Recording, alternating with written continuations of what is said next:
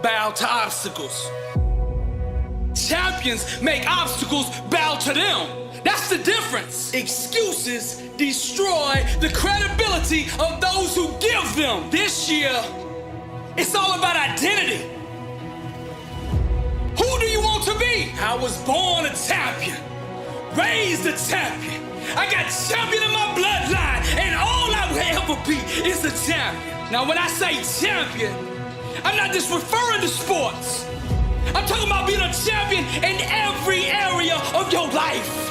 Winning in your business, your health, your marriage, your relationships, your spiritual life. Being a champion is the whole package. You gotta bring that same mindset into every environment that you enter. Ain't no such thing as a part-time champion. Who do you wanna be?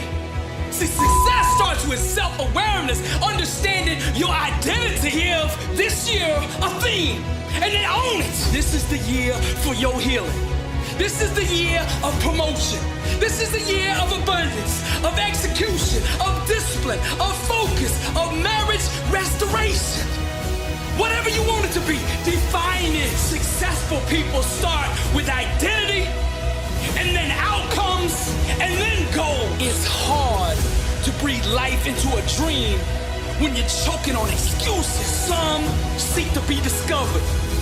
Others grind until they discover themselves. Who do you want to be? If you don't make that decision, the world will make that decision for you. This year, no more excuses. Setting New Year's resolutions without discipline will only prolong your enslavement to mediocrity. Anybody, listen to me, anybody out there can be successful, but not all are willing to pay the price to do it. Ain't nothing wrong with dreaming big, but to make that dream a reality, your work ethic must match the size of that dream. I get tons of emails every single day from people that are struggling, asking me what I think they should do. The doing is where the predominant focus always seems to gravitate. Losers bow to obstacles. Champions make obstacles bow to them. That's the difference. Losers keep all their focus on the problem, the issue, the situation, the challenge. Champions guard the gates of their mind. First, they tell their problem how big God is. With God, all things are possible. See, sometimes the world gets confused of who they dealing with. So from time to time, you have to remind the world that you are a champion. In the season of trial, in the season of struggle, losers shrink. Champions get bigger, stronger, more determined, more focused. Beast mode, 120, all in. Listen to me. One person who believes in a dream can overcome an army of 10,000 doubters. Who do you want to be?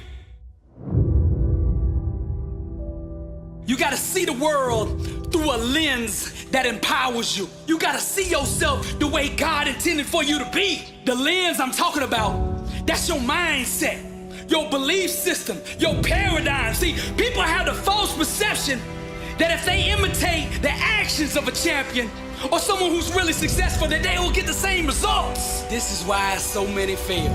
Success cannot be produced with a mindset that doesn't support it. First, you gotta get your mind right. Next, you gotta get your grind right.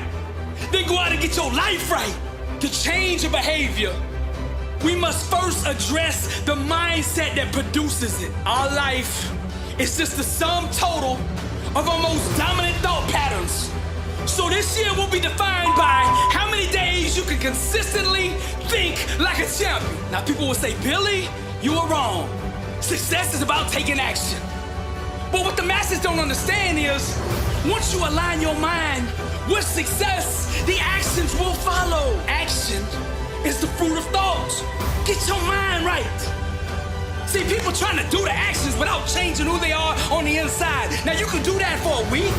You can do that for 2 weeks, 15 days. That's why they say 15 days into the year, people have already broke their resolutions. Because see, they're trying to act their way into success. You can't act your way into success. You gotta think your way there. Now let me reiterate my point.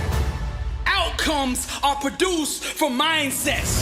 So decide who you wanna be, and then adopt the thinking patterns and the belief systems that will produce it. Now, if you just address the action part alone, You're gonna fail. This is why diets don't work. People say, tell me what to eat so I can lose weight. See, their focus is on the doing, the action. When people ask me, what should I eat? I reply, who do you want to be? Let's get the identity right first. You get the identity right first, everything else will take care of itself. If you study the lives of greats, the Elon Musk, the Steve Jobs, the Richard Branson, the Jeff Bezos, the Bill Gates, the Mark Zuckerbergs of the world, they're all in different fields, but they all have one thing in common. They know who they are. Self-awareness, success, being a champion, it's all about identity. Who do you want to be? Setting goals without addressing your identity is useless. You can only become and achieve what you think you are. Talent is a slave to mindset. The most dominant thinking pattern shall dictate the fate of one's potential. Discipline is the fruit of the champion's mindset. The masses are merely satellites of the status quo, where champions become the gravity that puts the world in orbit around them. See, to sell a dream to the world, you gotta first believe it yourself. If you study great coaches, great leaders, the first thing they do when they take over a program or a business is they address the culture, the mindset of the entity, whether that's a team or a business, a nonprofit, whatever. Vision is the genesis of all greatness. And vision is just an extension of self-awareness of who God is and who God made you to be and what God called you to do. The reason many of you out there are struggling is because you're out of position. You're not doing what God made you to do, what He called you to do. You're in the wrong profession. Inside, you know where you should be. You chase the money. Stop chasing the money. See, the money is the fruit of the calling. When you're in your calling, the money will follow. That's where the blessing is. Stop asking God to bless what you're doing and do what God has already blessed. Don't get confused. Just because you admire somebody's calling and what they're doing does not mean that you are anointed to do it. The best way to impact the world is to be yourself. If you want to be successful, start with authenticity, then build everything else in your life around it. That's the secret to success. This is the year of simplification. Don't overcomplicate things. Mastering the basics is what produces greatness. Now I gotta keep it real with you. This year, there's gonna be some times if you're chasing massive success that you're gonna feel uncomfortable. But success requires embracing the uncertainty. The impossible becomes possible for those who dare to embrace the unconventional. To go to the top this year, you're gonna have to think outside the box. Losers bow to obstacles. Champions make obstacles bow to them. Now when you get finished listening to this message, I want you to pull out your goals for this year. I want you to take a pen and draw a line through every single one of them. Then I want you to pull out another piece of paper. And at the very top, I want you to write, who do I want to be? Start with your outcome. Get alone somewhere. I want you to dig deep with this question. See, questions will take you wherever you want to go in life. Wherever you want to go, all you got to do is find the right question that will take you there. You want personal transformation? You want to change your life? This is the question to do it. Who do you want to be? And when you truly awaken to that question, then you set the goals. For now, your goal is to figure out who you want to be. This is why so many professional athletes or lottery winners go broke. See, they think it's about the money. They aim for the money. See, it's not the money that you want, it's the financial freedom that you want. That's why when they get the money, they can't keep it because they don't have the identity to sustain it. Who do you want to be? I close out with this. Let us enjoy the blessing this year and not get lost in it. God is not the author of confusion. So I pray that He gives you divine clarity and revelation as to who He has created and designed you to be, so that you may step into that calling with boldness this year. So I'm gonna close this message out with the word. And be not conformed to this world, but be ye transformed by the renewing of your mind, that ye may prove what is that good and acceptable and perfect will of God. Romans 12:2. I'm Billy Allsbrooks, blessed and unstoppable. To God be the glory.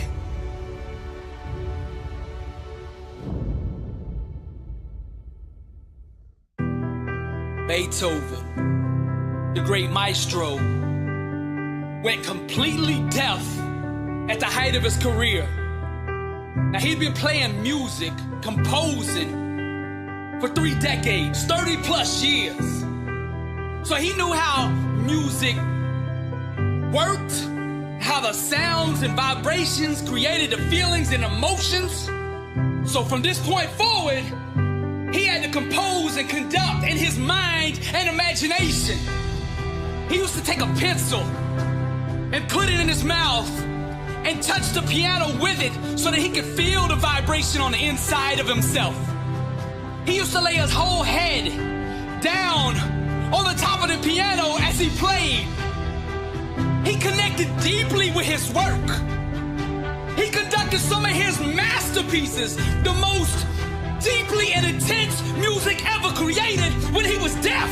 And the way he did it was he went inside. Because see, when you don't have your ears or your eyes, you have to find other ways to connect. So he went inside and found that truth that was on the inside of him. Now, from the world's perspective, deafness to a composer is a major weakness, right? But if you listen to Moonlight Sonata, you hear that tension, you hear that power that he's unleashing through his fingers. Through deafness, he finally heard himself. Each one of us in our own life is a composer, a maestro, a conductor, structuring and arranging the music of our lives. And I'm not talking literally about music, I'm talking about truth. Expressing it in creative ways. Whether it's in business, marriages, relationships, spiritual life, whatever it is, you are the maestro. Listen to that voice within. Compose your own Moonlight Sonata, your own symphony of truth in what you do. Don't get distracted. Stay engaged in a never-ending, fierce conversation with your own spirit. Truth is the chiropractor of the mind. I see you. Let her fire set your world ablaze. Sail the new seas like Columbus, looking for the new world that has existed on the inside of you all along. Truth is the new black. Einstein approached everything in his life with what he called thoroughly conscious ignorance, which is a prelude to every real advance in knowledge. But the wisdom in his approach can be applied to more than just math, physics, and algorithms. We can use that same mindset to discover the truth in ourselves and awaken to who our Maker designed us to be. The greatest discovery ever is to discover yourself. It's been said 1,000 times. To be successful, you gotta be passionate about what you're doing.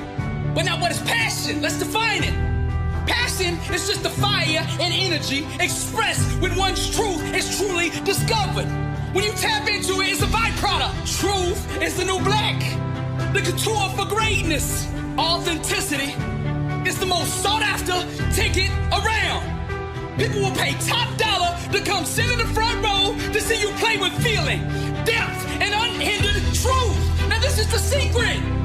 And you can apply this to sports, martial arts, the boxing ring, meditation, painting, drawing, starting a new company, your spiritual walk, your marriage, whatever. This should be one mindset congruent across all areas of your life. Authenticity is a universal principle that no matter what is applied in, will take you to the next level. It's time for you to stop dating your calling and to get married, to settle down and have a family. I now pronounce you Mr. and Mrs. Greatness.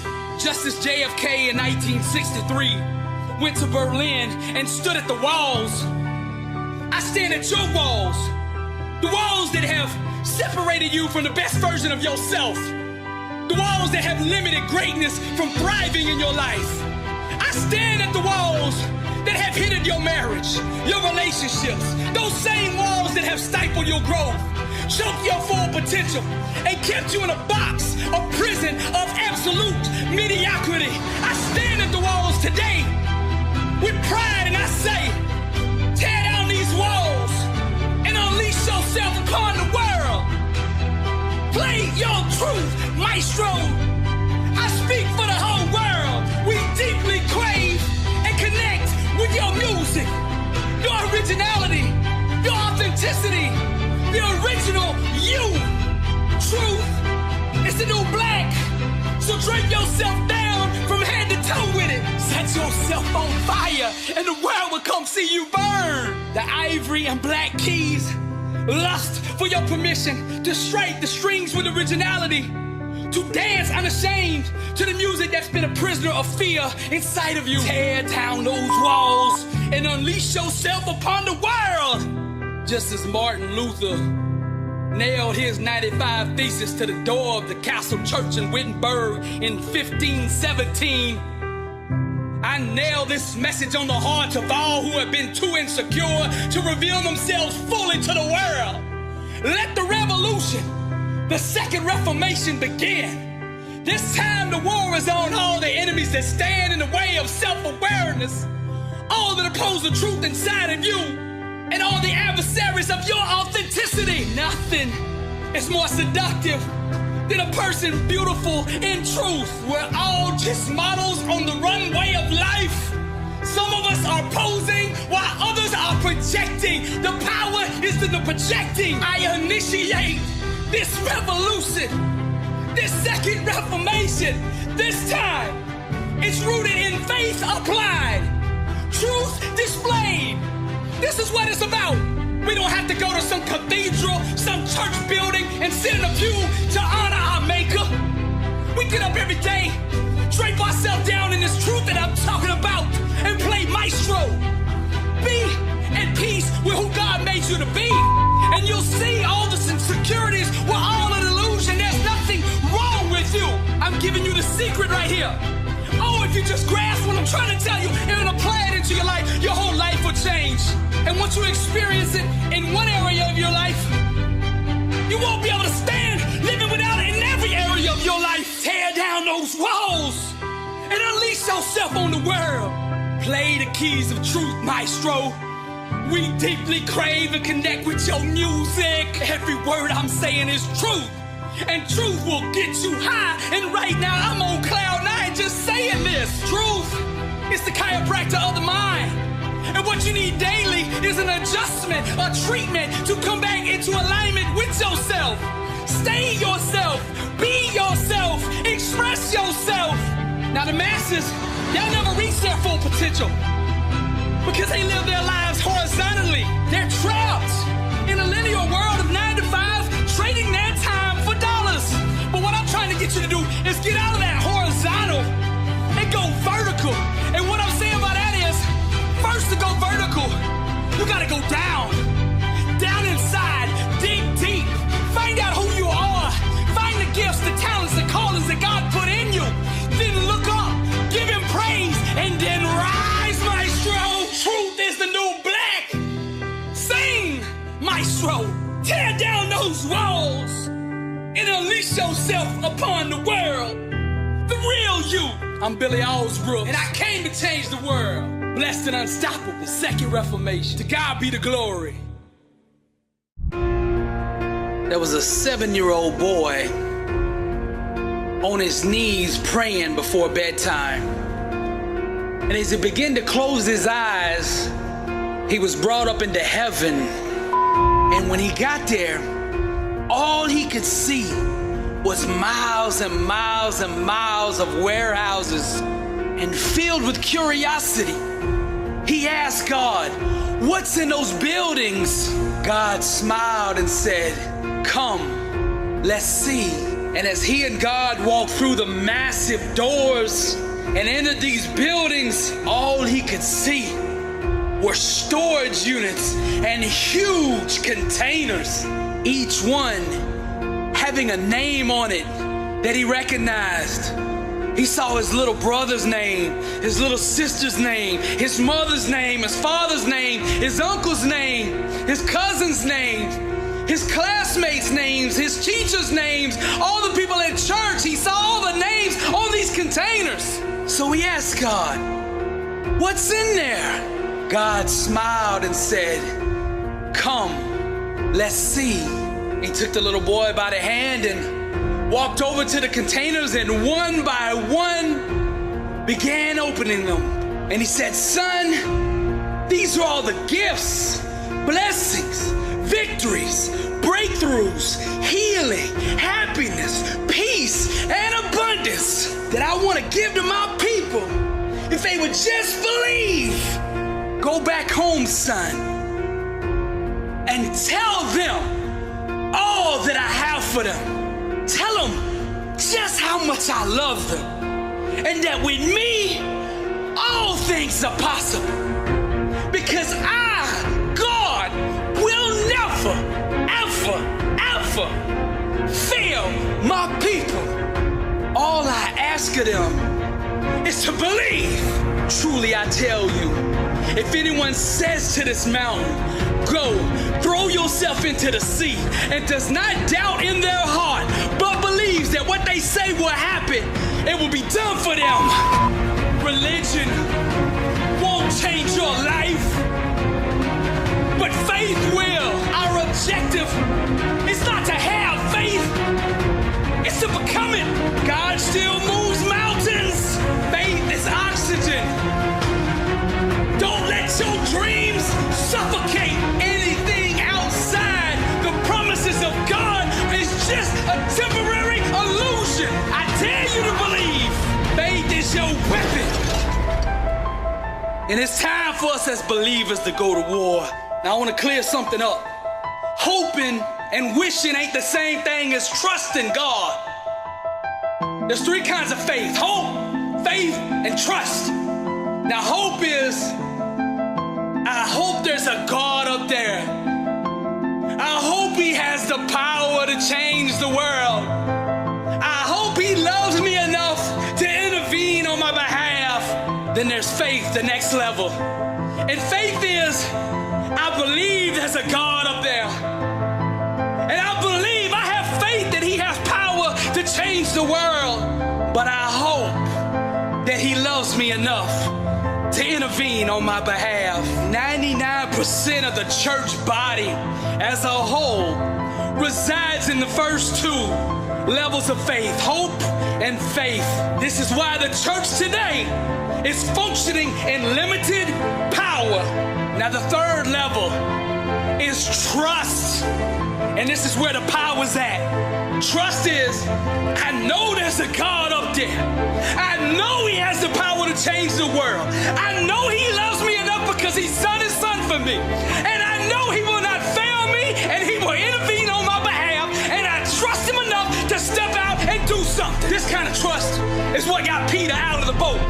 There were 12 disciples there with God, but only one trusted him enough to get out of the boat and to walk on that water. And it's no coincidence that God chose to build his church on the rock, Peter.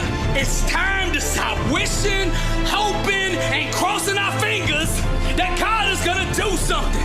It's time to start trusting and believing in the one we serve. Prayer without expectation is not a prayer, it's a wish. It's not the length of your prayer that gives it power. It's the faith behind it. Your focus is hindering God's power. Stop focusing on your problem and focus on the God to which all things bow. Church is not some place that we go. It's something that we are. It's not a location. It's not a building. It's a mindset, a lifestyle. God did not design you to be comfortable. He designed you to conquer. And to do that, you gotta get out the comfort zone. You gotta stretch. You gotta reach. You gotta strive for greatness. Dare to believe all things are possible. God has given you the promised land, but the only way you're gonna enter it is by faith. You gotta seize the moment. You gotta conquer the day. For the Lord did not give us the spirit of fear, but of power and of love and of sound mind. Don't let doubt downsize God's plan for your life. Dear doubters, even before the moment of my conception, the enemy has attempted to use you to derail my destiny, to murder my dreams, and to rob me of my testimony. Your whispers, Your doubt, your statements of unbelief were initiated to create hesitation in my actions, to distract me from God's plan for my life, to blind me from the unstoppable power God placed on the inside of me. In my most vulnerable moments, in my times of weakness, you have attempted to sow your seeds of failure into my beautiful garden of dreams. Like a thief at night, planting weeds of fear to choke and smother the life out of each and every one of my grand ambitions. With your tone of sarcasm, you have told me I am undeserving, unqualified, and incapable of climbing the mountain of greatness. You have wrongly accused me, put me on trial, and cast false witness, told me lies, and betrayed me in order to convict me of a life of mediocrity for the selfish reasons of not wanting to be alone. And then I heard a voice calling out from deep inside that said, you do what it takes, cause I will not be denied. Destiny is mine. And I shed these tears, knowing one day I will climb up out of here and I will arise, and they will remember my name and know that I was alive. And all this sweat and all this pain made me a champion, and I overcame. I did what they said couldn't be done. I faced my fears, climbed up out of the pit, all the way up here. It's 24/7, roll tide roll, cause winning is all we know. A war for the mind, I dare to dream. The art of blindness, my mind can see. Who needs them anyway? The chase is over. Drunk with the dreams of fame and taking over. I always knew it was me, the ambitious fool, reaching for the stars, anchoring that last day of school. Their tongues speak lies, it's all one big show, reserved for the others, where only champions can go. I will not be denied. They will remember my name and know I was alive. Blessed and unstoppable. Success starts with putting the right things into your mind. Experience kills off the weaknesses. Your childishness begins to die. Your fear begins to leave. Because what you're going through does not intimidate me, it intimidates you.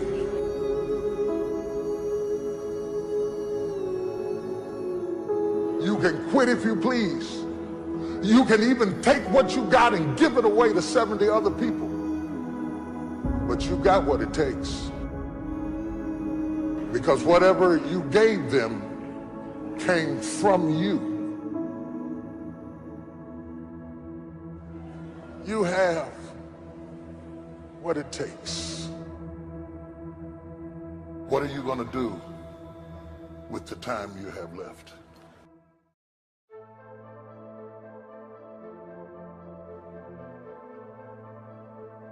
There are some things that you learn in the process, in the painful grappling of climbing up.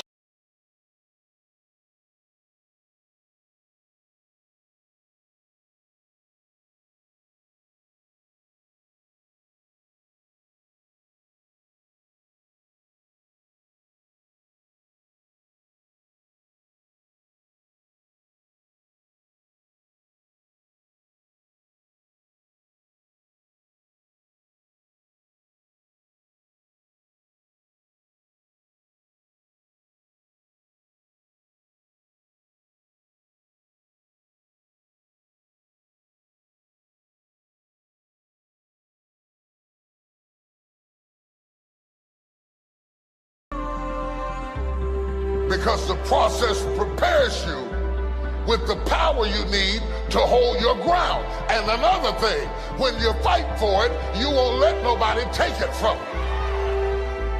When you fight for it, you won't let nobody take it from you. The reason you keep quitting stuff is that you didn't earn it. If you get through fighting for it, you're not going to walk away and quit. You're going to say, I cried too long. I suffered too much. I did without. I had to crawl. I had to labor. Have you ever hit a pothole in the middle of the road? Just when you're about to step into your destiny, just when you're about to finally show the devil who's boss, just when you're about to see the promise of God come to pass, the ox slipped, the cart moved. I learned sometimes you can't save everybody. Sometimes you gotta leave people alone and let them go through the process. You can't come in and be the hero. Sometimes whatever happens, happens. Whatever falls, falls. Get out of God's view. See, all of these man-made carts always mess up. All the stuff you do for yourself, by yourself, always goes awry, because if you could be your own God, you wouldn't need God. And sometimes God is revealed in the slip. Sometimes God is revealed in the slip. You thought his greatest presence was when everything was going right.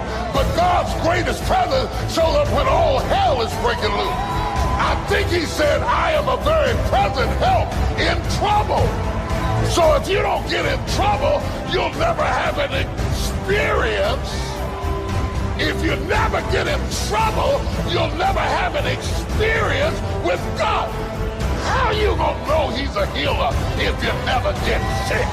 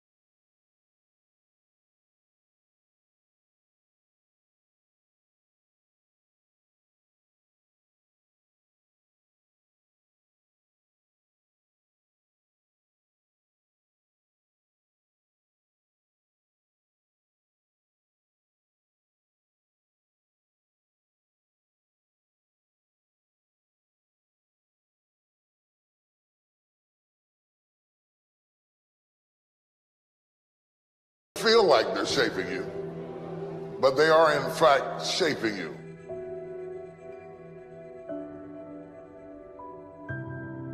The tragedies don't start when you need the power from them.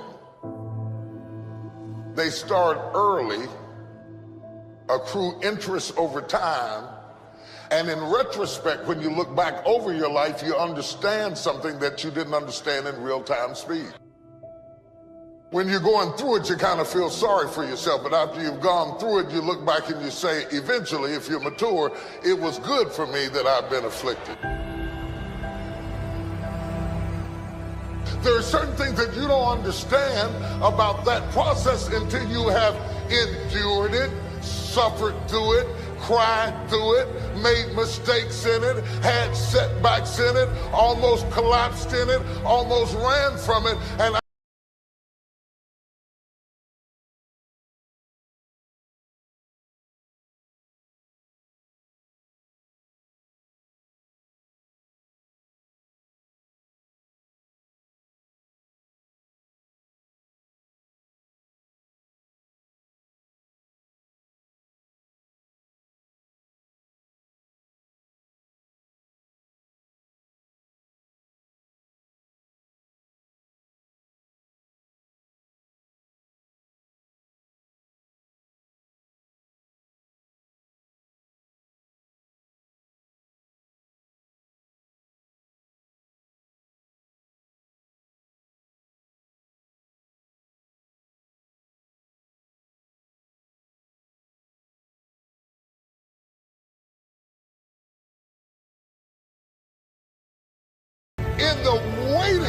Sometimes God just lets you wait, puts you on hold, so that you will have experience. Experiences are important because experience will give you hope.